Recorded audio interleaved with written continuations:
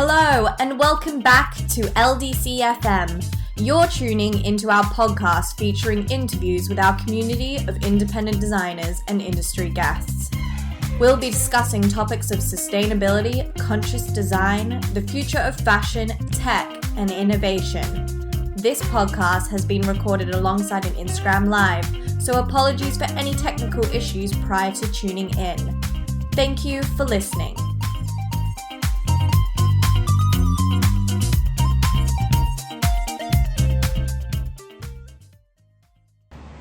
Bueno, para los que no me conocen, yo soy Carolina Ronderos y hoy estamos con una invitada muy especial. Ella se llama Rebecca Morter y es la fundadora y CEO de Lone Design Club. Con ella vamos a hablar un poco sobre el tema de Fashion Retail, el apoyo a diseñadores emergentes y el concepto entre moda, diseño y sostenibilidad. Entonces vamos a esperar un momentico a que Rebecca se una a nosotros. Can you hear me well? Yes, I can hear you fine. Can you hear me okay? Yes, I can. Great. Yes, I can. How are you? I'm well. How are you? Very good, thank you. It's very, very nice to have you here. Thanks so much for accepting our invitation. No, it's exciting. It's great to be here. It's really exciting. Well, so for everyone that's joining us today, Rebecca is a designer, a consultant, and an entrepreneur. She started her career building her own fashion label called Brain, and she was dressing Lady Gaga. And now she's the founder and CEO of Lone Design Club. So, well, why don't you give us a little overview and tell us a little bit of your background? Yeah, sure. Thank you. I mean, you basically covered much of my experience. But I started out my career in fashion design. I had my own small women's wear brand, as Carolina mentioned.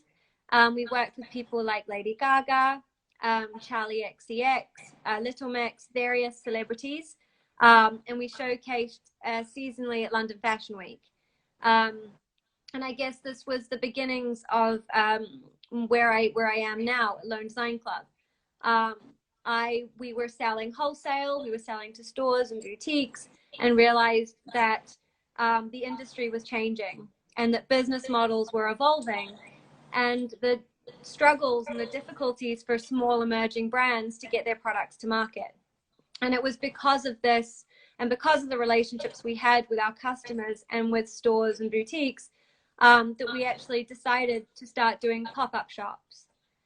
So you were doing pop-up shops while you had your brand? Yes, exactly. Okay. Yeah, so in the beginning, we were hosting pop-up stores as sales vehicles for our own brand, for my brand. And it was during this time that we realized it was such an important way for customers to connect with designers. It opened up a whole new experience. It was an avenue where the designer was part of the sales process that had never really been facilitated. As a designer, many of you, if you're designers, you sell to a store, you have no relationship with the end product. So you'll send your products off to a store, somebody else takes over the storytelling of your brand. And what we realized is that this was a crucial part of brand building that was missing. That relationship where the designer understands the customer is part of the process of selling. What the customers like, what don't they like? Is it the material? Is it the fit? Is it the style? What do they want to see more of from you? As a designer, especially a small designer, you learn everything from your customer. And what we found was by doing this and by getting in front of our customers, we were able to, of course, sell better, but also build our business in a more organic and sustainable way. So we then, the concept evolved, we started working with more and more other designers that wanted to do the same thing. And began building a community of designers that wanted to have more control over their businesses and customers shop more consciously. With designers, do designers give you their clothes, or how do you?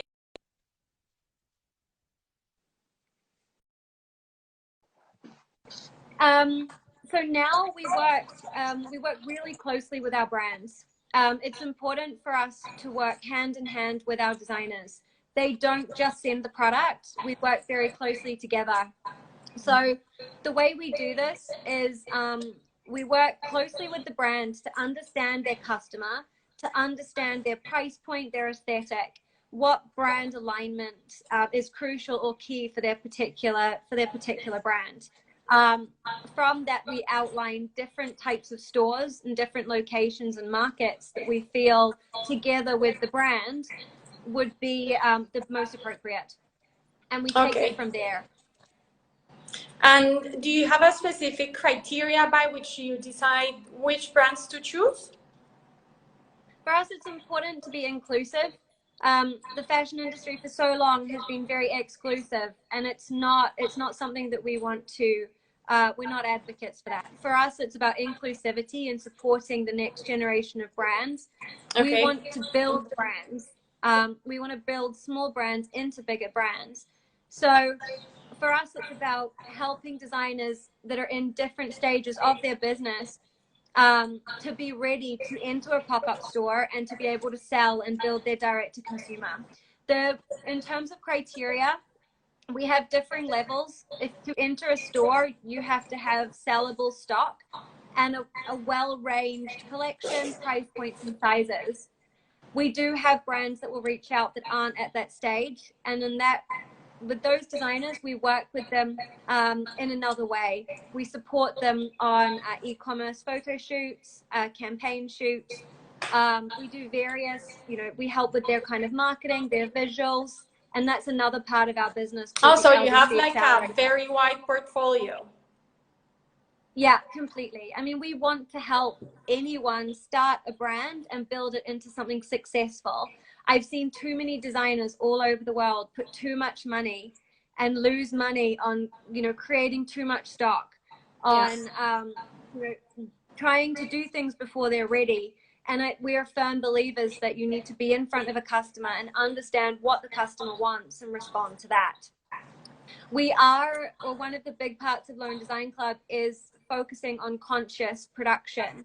Sustainability and ethics are a big part of what we do. So we do encourage the brands to have sustainable and ethical practices. Not all of them are specifically focused on sustainability. So for us, it's about, well, how can we support this designer to bring in more sustainable and ethical practices into their work? But what we do understand with all small brands is already they are so much more conscious than bigger companies. Yeah. You have a shorter supply chain. You are the artisan, or you work closely with the artisan. Your material sourcing is much more transparent, and those things should be celebrated as part of your brand story. Yeah, that's very true.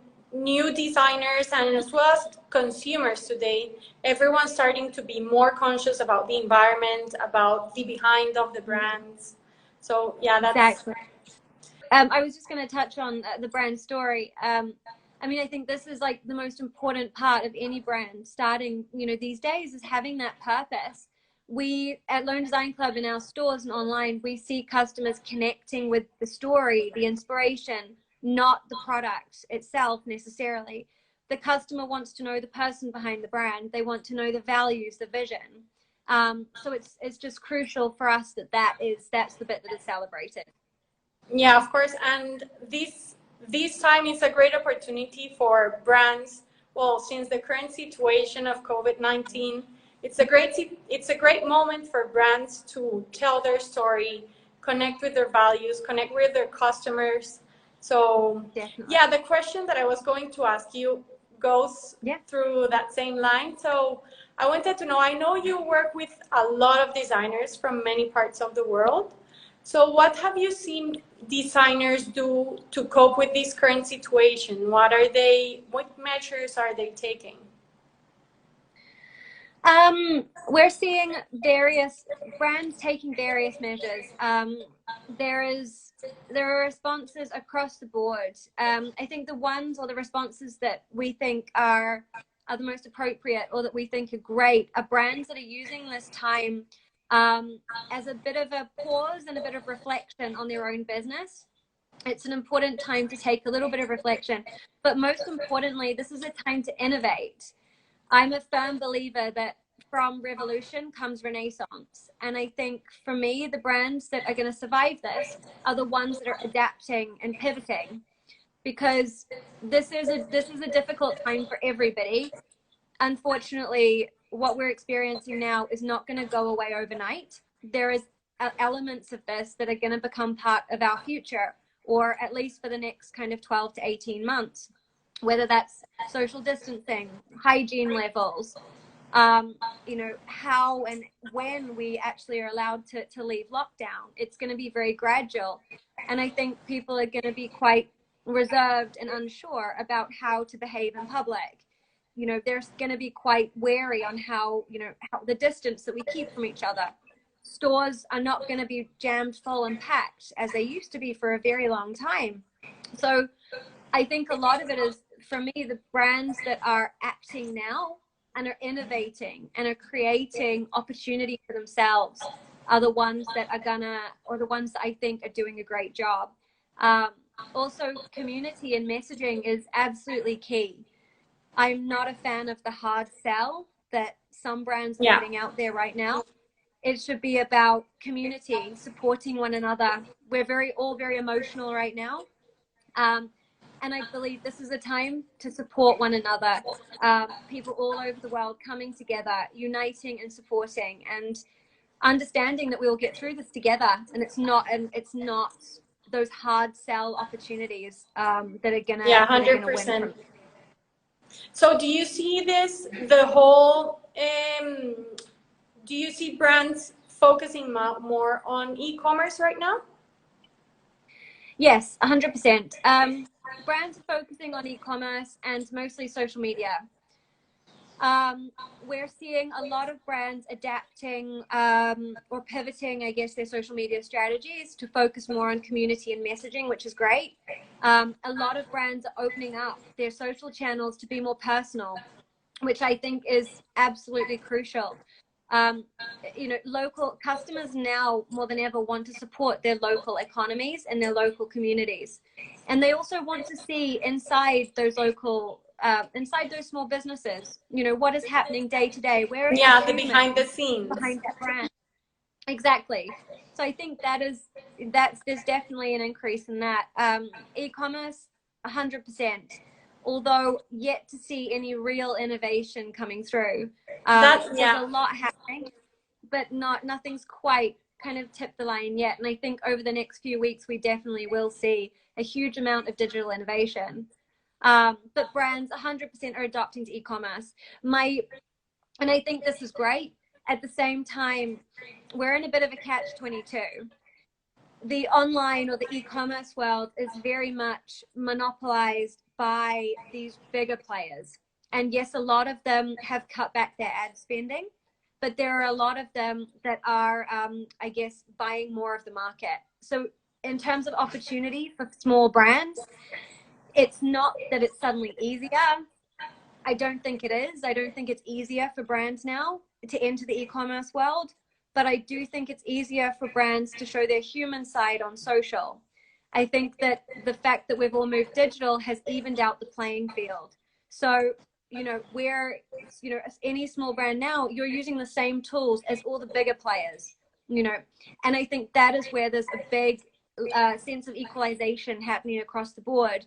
So this is a great opportunity. You can compete, but saying that we are limited, or I do believe there are limits in terms of e-commerce itself, where bigger players are taking even more of the market. So do you see maybe an opportunity here? Because, for fashion and designer brands don't really sell that much of their stock through the internet.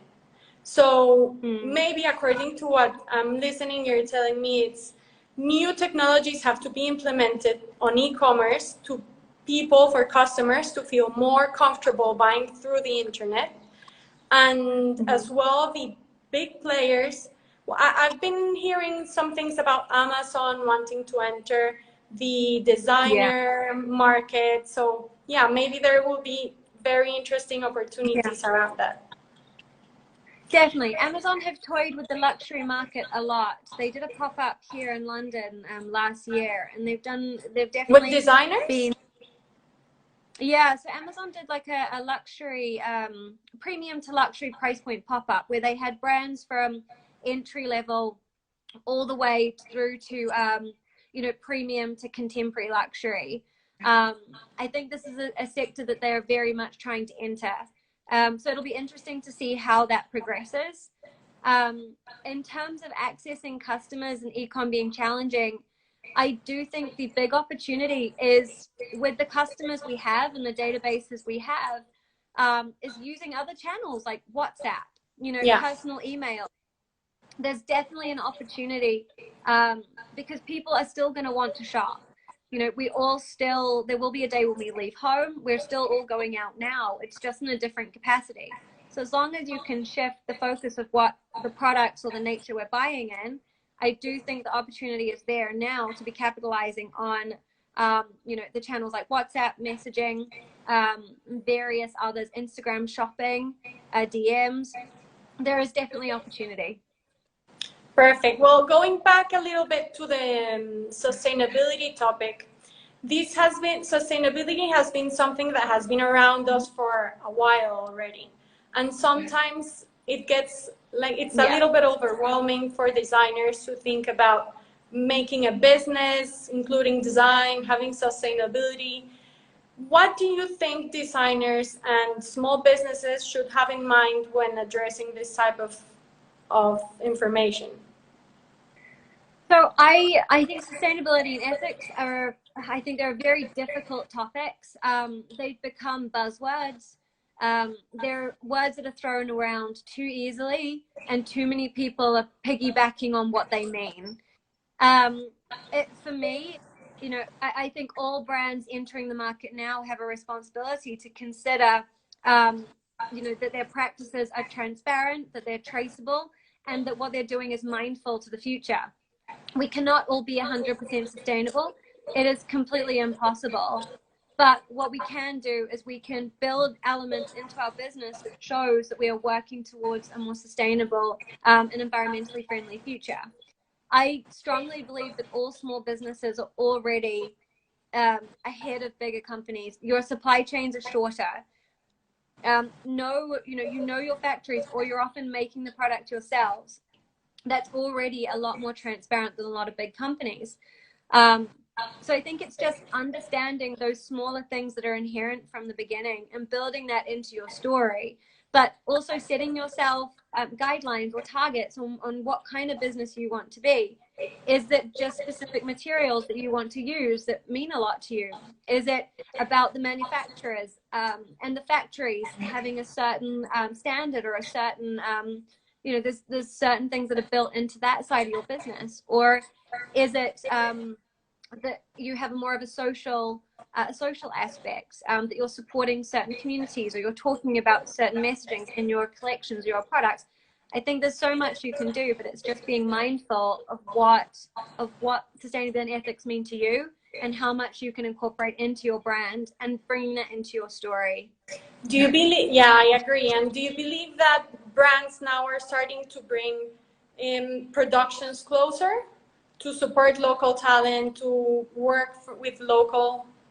Yeah, this is interesting, and I think from the current pandemic, I think we'll see a couple of things. I think customers for one, will want to shop local manufacturer more and support their local economies.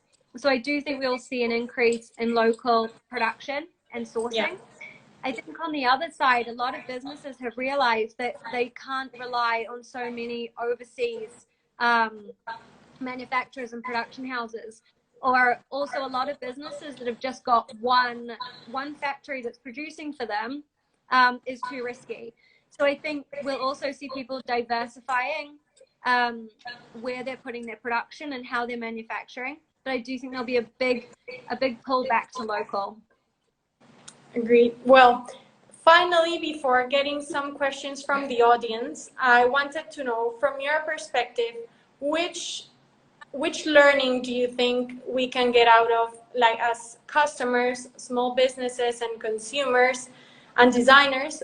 What can we learn from all of this that's happening? Oh, this is a great question. I think there's so much that we can learn. For designers, I think a big thing that I've heard is a lot of them appreciating this time as a downtime and realizing that we rush and we rush and we rush. And actually having those moments of clarity and reflection and pause and looking at the bigger picture, you know, global situations as a whole, it really puts things into perspective. It puts ourselves, our industries, and our business into perspective and what we consider or what's important to us. So I think on that side, it's an important time of reflection and pause. And then I think on the other side, this is for climate change and for sustainability and ethics. I think this is going to be a hugely important time. We're seeing huge, strides taken in terms of climate change and the environment. We're seeing so many businesses and factories impacted so heavily by the pandemic. And the worst thing is we're seeing businesses refusing to pay and cancel orders. We're seeing, huge economies go under or struggle. Families globally struggle because people won't fulfill orders. Big corporations won't fulfill their orders. Bangladesh is hit with millions of, potentially cancelled orders, which is going to have a huge impact on the livelihood of those communities that rely on the production. So I think we're going to see, this is a really interesting opportunity to look at, as a whole, at the fashion industry in the world of how we are doing business and what's important to different communities, because everybody is being disrupted, everybody is being affected from this. This is a global, crisis that we're all having to address. Yeah. And it goes back again, I think, to that learning, or that thought of, we're all in this, we're all going through this. This is a time to unite and to come together stronger, and to feel that sense of unity, and support each other, which has been missing, especially in the fashion industry, for a long time. Yeah, I think that's something very, very beautiful that has come out of all this, is that designers and the whole community are getting together. Like, for once, we're all supporting each other, working towards the same goals. So that's something that's a really positive outcome of all this situation. So I have a question. Is it okay if we go now to answer some questions? Please do. So someone here was asking, how can we apply to LDC? You can just drop us an email. You can apply on the website. At the bottom of the homepage, there's a whole section on being part of LDC, being stocked by us, and joining the stores or the e-commerce. So please do reach out. Do you think that consumers tomorrow will continue to put sustainability over price? I suppose this question is kind of, well, since we were hearing all this wave of, and seeing all this wave of new consumers starting to put sustainability over price after this crisis, which is as well an economical crisis, and people will have less money. I think it's a very interesting question. Yeah, I think this is. I think we're going to see a couple of things. I think we're going to see customers wanting to invest more in better quality pieces that are more sustainable and ethical and conscious. But I also think on the other side, we are going to need to see price adjustments from brands producing sustainably and ethically. It's very difficult. And one of the biggest challenges we have at Lone Design Club is, we're onboarding brands or we're working with designers, and we have and our price point is premium. It's not super expensive, and a lot of the brands that are conscious are able now or starting to produce much more affordable price points. But there's still a long way to go in this sector, and it is always a challenge. It really is a big challenge for customers because we're not there in terms of awareness, knowledge, and the way that we're consuming yet to make this viable. But so I do think that with a shift in price points coming down or access to sustainable and ethical manufacture and fabrics, things will become easier, but it is going to take a bit of time. Yeah. And here, what are some of the struggles you see designers go through when trying to make sustainable brands? All sorts of things. It is challenging, and again, this is why I believe you need to choose. You need to first map out, what does sustainability and ethics mean to me as a designer. It's such a big topic. You can't do everything. Nobody can be 100% sustainable, but you can set your own goals and you can set your own milestones, and you can start with what is important to you. So I would start by mapping out what's important to you. With the brands that we work with, it varies completely. Some of them are extremely passionate about the workers and making sure that the factories and the employees that they're working within those factories are extremely well looked after, are very happy that they're supporting local communities. Factories that maybe are employing disadvantaged workers, or employing or helping women from disadvantaged backgrounds into work. Various different passions. Other brands are focused on awareness and messaging. How can they tell stories within their garments that will help educate and create awareness, and try and use as sustainable materials as they can? Others only want to use recycled materials because for them, true sustainability is fully repurposed. It all depends on what's important to you, and remembering that it's a starting point, and that what we can all do right now, that's probably the most important thing, is sharing awareness and knowledge and talking about it. The more we can talk and educate and have the conversation and slowly make steps towards being much more sustainable and ethical, the better. Yeah, sustainability does have many different ways which you can address it. So you have to choose what means for you and what you want to work on. Agreed. Exactly. Is there anything else that you would maybe like to add and to tell people?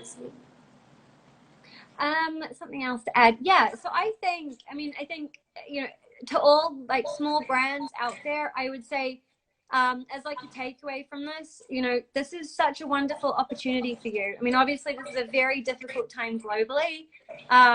It's not something any of us anticipated. It's unprecedented, and it's surreal living through this. But this is an opportunity. I feel too much when I speak to people that they are, maybe hung up on how difficult things are, or what they're going to do, or seeing that negative side. And I think there's maybe not enough of the kind of positivity, or discussing opportunity, or how together we will all get through this. And I think just take that time to really consider opportunity, or how you can learn something positive from this. We've seen brands all over the world doing fantastic things for their local healthcare systems. Is there a way for you to get involved and be a part of that? So I think it's looking at the situation and trying to find the positives on where you can support and help, but also how will you come through this stronger? Where is the opportunity for you in your business? Does this situation actually give you a couple more hours in the day where you can sit down and address, some questions over how to be more sustainable that maybe you didn't have that time before? So it's looking for the opportunity from this, and making the most of this time, because things like this don't happen often, and we need to use it productively.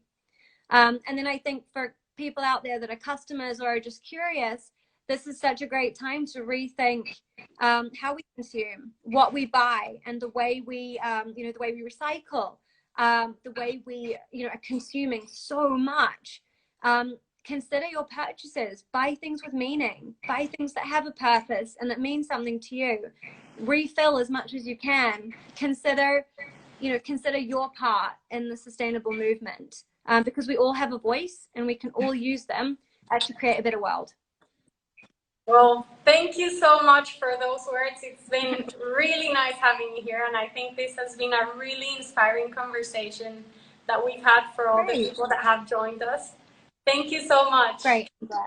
No problem. Thank you so much.